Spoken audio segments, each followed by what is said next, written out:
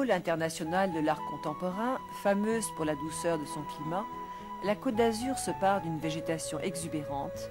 Palmiers, orangers, yucca côtoient les essences traditionnelles de la Méditerranée. Climat facile, terrain fertile, la Côte d'Azur a toujours été habitée.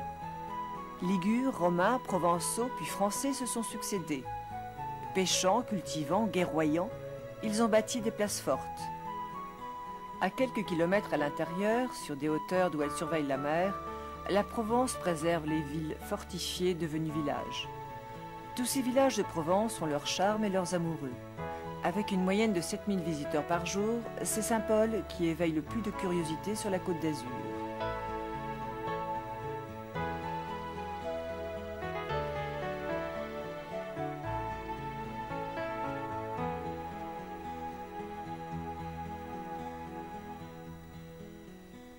L'édification d'une chapelle, vers le Xe siècle, dédiée à Saint-Paul est vraisemblablement l'origine du nom.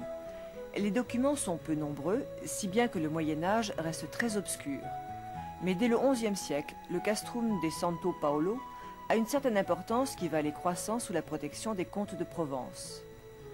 Ce grand navire sur ciel d'azur, vigilant sur la crête, majestueux dans sa coque de muraille, surplombe l'horizon. Souvent, les voyageurs venus voir un sanctuaire d'art et de culture découvrent avec étonnement une ville fortifiée, drapée de belles pierres.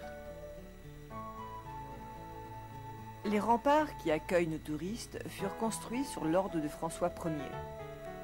Autour de 1350, la reine Jeanne, séduite par le site et ses habitants, comble la ville de privilèges.